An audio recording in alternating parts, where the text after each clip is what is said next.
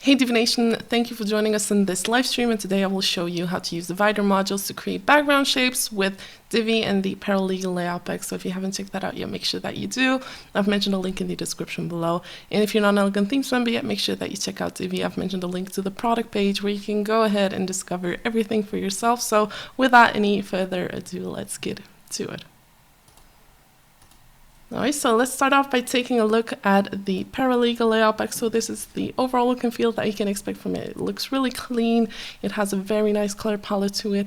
And if you want to see the live demos for yourself, you can go to elegantthemes.com/layouts, and over here we'll have all of the different layout packs that are available. So go ahead and scroll down until you come across the Paralegal Layout Pack, and if you click on it, you'll see all of the layouts that are available. So you can join to download or click on the blue button which says View Live Demo. And if you click on it, this will redirect you to a live website where you can go ahead and explore all of the different layouts that come with this layout pack. Now, in this live stream tutorial, we're going to show you how to use divider modules to create background shapes. And what does that look like? We're going to recreate 3 examples. So this is what it normally looks like, the landing page. And let's just take a look at the difference after we've created the different examples. So this is the first example. We have this divider over here that enhances the design, and then we have one over here and over here as well. So normally you'd use Photoshop or anything else to create this kind of result, but with the transform options, that isn't necessary anymore, because you can just, go into the visual builder, transform the dividers, and create all kinds of shapes that you want and make them look exactly the way you want to without ever having to touch image editing software at all. So let's get started. The first thing you will need to do is add a new page using the Paralegal landing page. So I've already done that over here, but you can do that easily by just enabling the visual builder on one of your pages.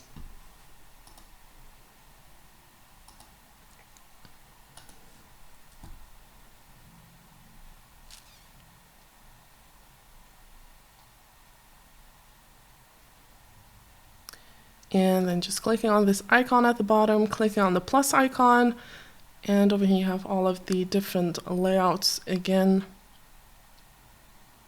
And if you scroll down, you'll come across the Paralegal Layout Pack, and you can select a layout of your choice. So in this case, we're using the landing page, and then click on the green button which says use this layout, and it will ask you for an authentication, and then it will upload to your page and change all of the content.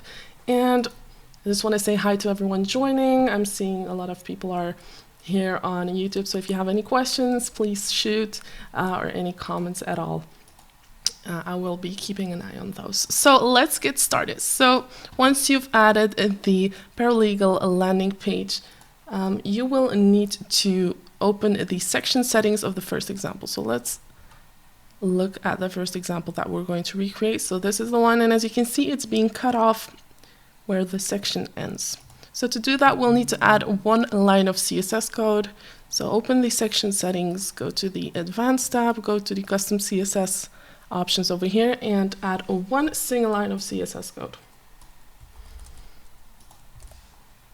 And this says overflow hidden, which means that everything that exceeds the section container will be hidden, won't be included in the design. And this really gives us the freedom to transform it however we want to, and only have a part of the divider module show up. So if you want to access the CSS code or all of the steps, I've mentioned a link to the blog post, which you can grab in the description below and go to and just follow everything step by step there. You can grab the code or just follow all of the steps afterwards or during the video live stream. Alright, so this is the first thing we're going to do, and now we can start adding the divider module. So I'm going to place it right here.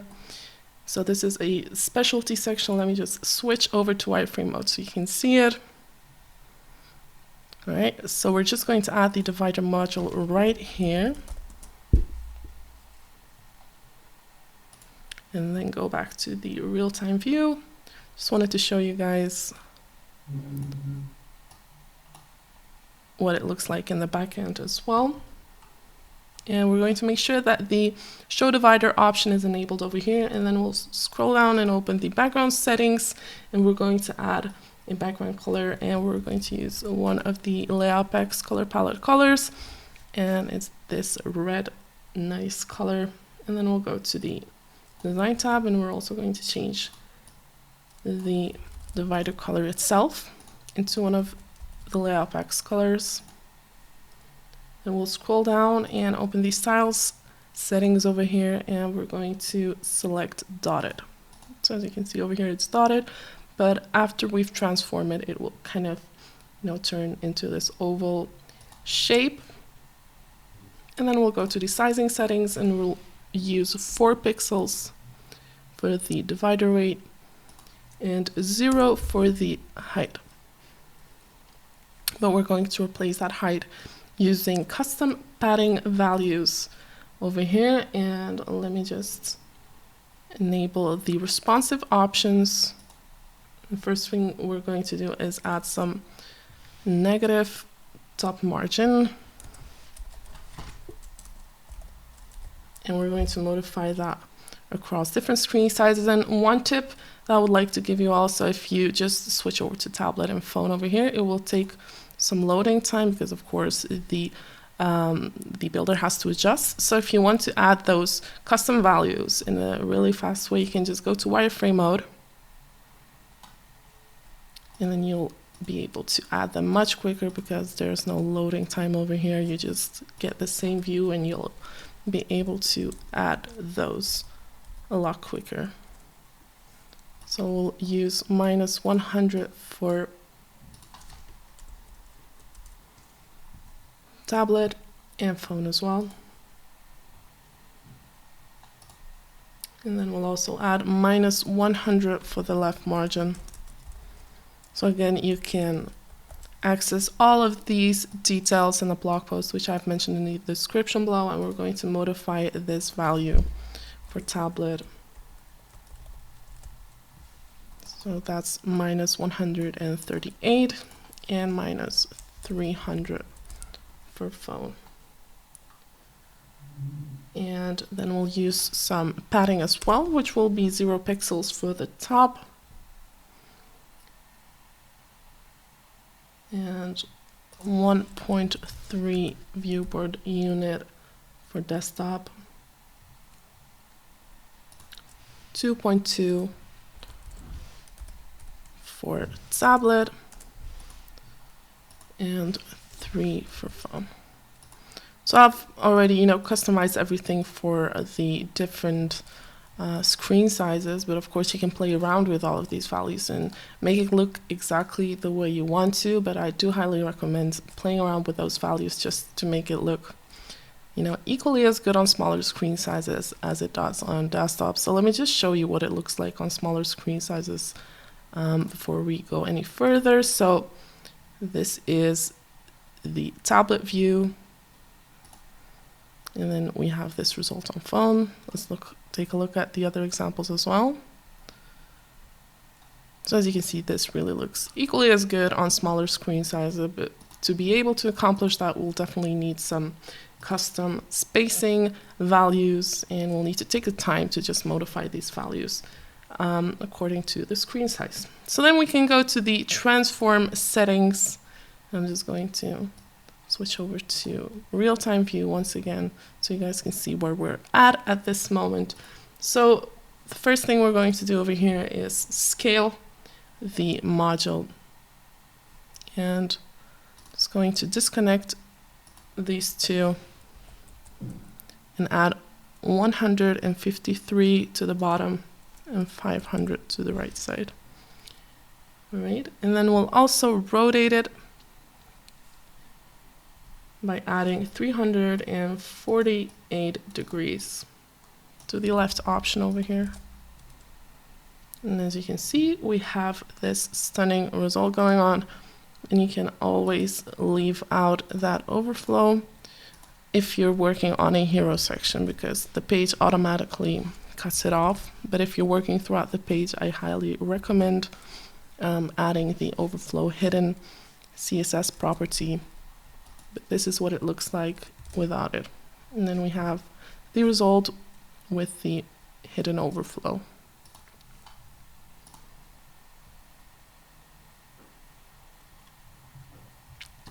And someone on the YouTube live chat said phone view looked like a lot of empty space on the right. I'm just gonna go really quick just to... Nope, it's not that one.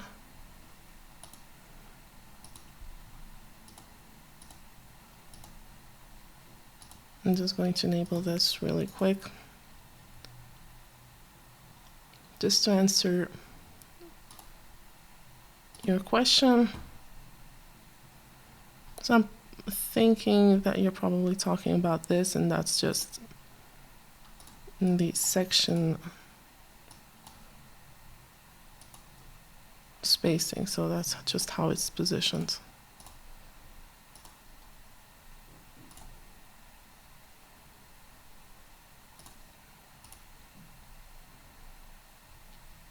So you have the same kind of results on desktop, and that's just how the layout was created if you were talking about that. Anyways, let's move on to the second example. I'm just going to show the first one by exiting the visual builder.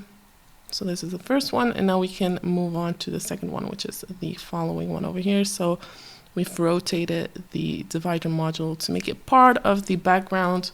And the first thing you will need to do for that is, again, go to that particular section and add the overflow hidden. So you can really notice that effect over here.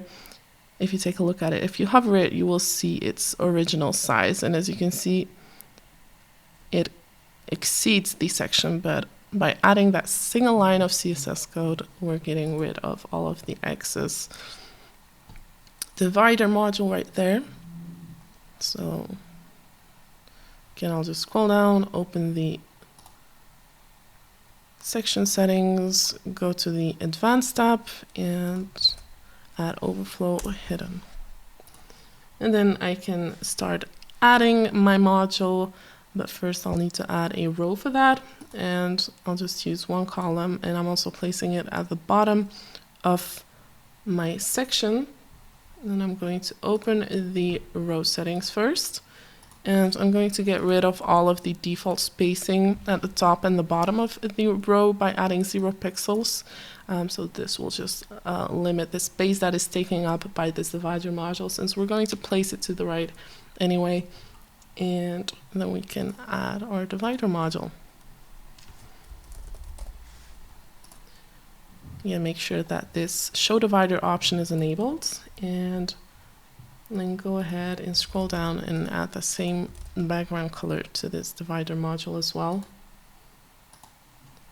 And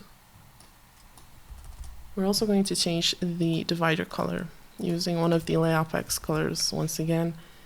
And then we'll go to the sizing settings, so we don't have to change the divider style because we're just using a solid divider style. And then we'll change the divider weight into 10 pixels, and we'll get rid of the height over here. Again, we're going to replace that with some manual spacing, and we're just going to enable these responsive options, switch over to wireframe mode to reduce the loading time, and we'll add 2 to the top, 2.5 to the bottom on desktop, 3 for tablet, and 3.9 for phone. So again, I've just played around with all of these values to make it look responsive, but if you want to make it look differently across different screen sizes, feel free to play around with all of these values. And then we'll go to the transform options and start modifying it. So the first thing we're going to do is scale it. And we're also going to scale it according to screen size. So go ahead and enable this responsive option over there. And we're going to detach these two values from one another. And we'll start off by adding 153% to the bottom.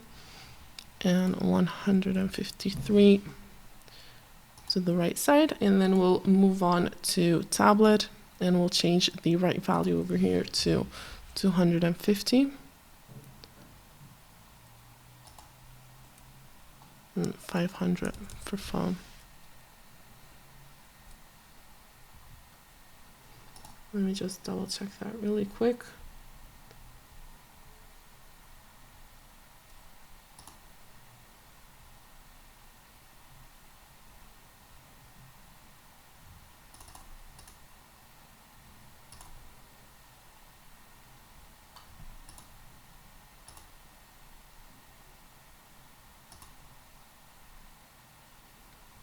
All right.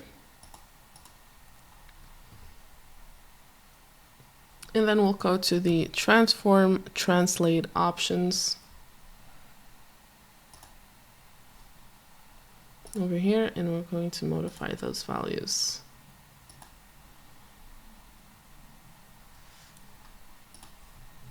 So we'll just detach those two from one another and add the following values. And we're going to modify these values according to different screen sizes. Okay. So it's actually 25 for the bottom and 0.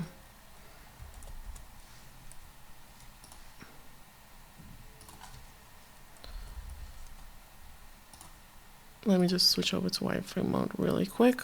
So we're just modifying the values for desktop first, which is 25 for the bottom and 0 pixels for the right side. And then we'll move on to the tablet specifics, which are the following ones.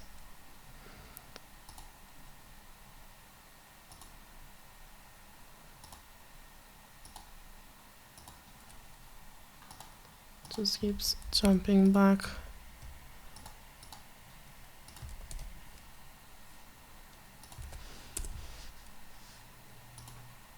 Okay. So I'm just going to add those to the tablet once again. And we'll just see if, all right. And then we'll just need to add the phone values as well, which are the same ones as was used for phone, for tablet. Okay, I'm just seeing if everything is correct. Yep. So again, you can find all of these steps in the description below by clicking on the blog post. And then we'll go to the rotate tab over here, and we're just going to rotate the divider module to make it look vertical instead of horizontal. And to do that, we'll just add 270 degrees. And there's that. So here we have it. Looks really good across all different screen sizes. And again, that section overflow hides the divider module at the top and the bottom. We just want to make sure that it's, long enough to cover it all. So we didn't, use precise spacing settings just to make sure that even if it exceeds, it is being hidden by the section itself. Okay, so let's just exit the Visual Builder to see this second example. So this was the second example that we've created, and now we can move on to the last one, which is the following one. Discard and exit. It's going to show you once I exit the Visual Builder. So this is what it looks like. And we're going to scroll down to this particular section over here. So you can use this for any kind of section you're working on. And here it is important to place a new row at the top of this section. So this is the section that we'll be working with. And again, I'm just going to add that hidden overflow CSS code line to the main element. And then I'm going to add a row to the top of my section, and it's really important that you add it to the top and not to the bottom because of the way the Z indexes work within Divi. So if you'd add this row at the bottom, it would kind of overlap the entire previous row, which we don't want. We want it to appear below it. So placing the row at the beginning helps with that. And without adding any modules yet, I'm going to open these row settings, and I'm going to allow the row to take up the entire width of the screen by enabling the make this row full width option and use custom gutter width with a value of 1. And this will just allow the divider to take up the entire width of the screen once we add it. Okay, so now we can add the divider module. Again, make sure that the show divider option is enabled, and then add a background color of your choice. I'm using one of the Layout Pack's color palette, and I'm also going to change the divider color again.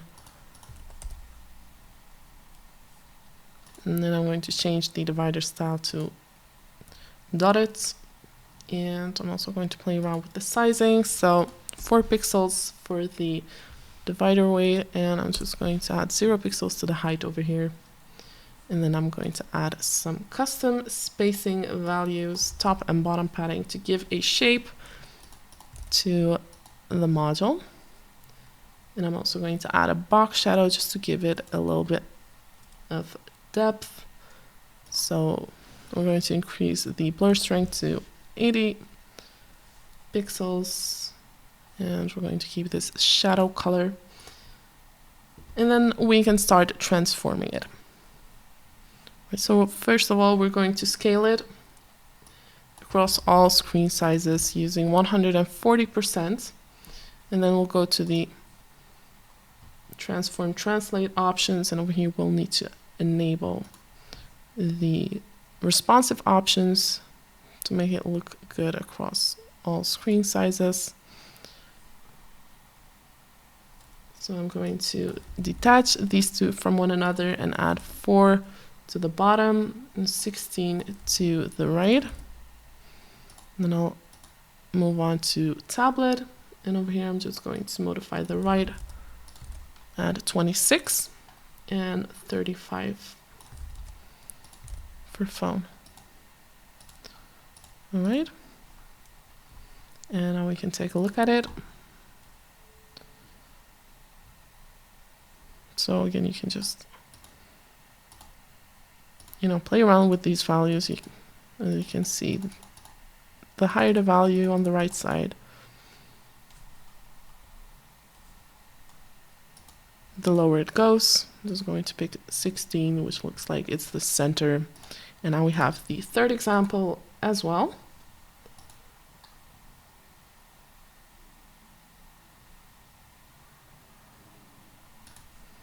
And exit the visual builder. So we've recreated all 3 examples, this one, the second one, and the third one. So you can definitely use divider modules to get as creative as you want without actually having to use image editing software at all, which is a really nice thing to know if you're using Divi and if you want to save time and if you want to see all of the results happen in real time. So that was all for this live stream. If you liked it, please give it a thumbs up, and we hope that you're enjoying this ongoing Divi design initiative where we try to put something extra into your design toolbox each and every week. Thank you for watching, and we look forward to seeing you in our next video or live stream.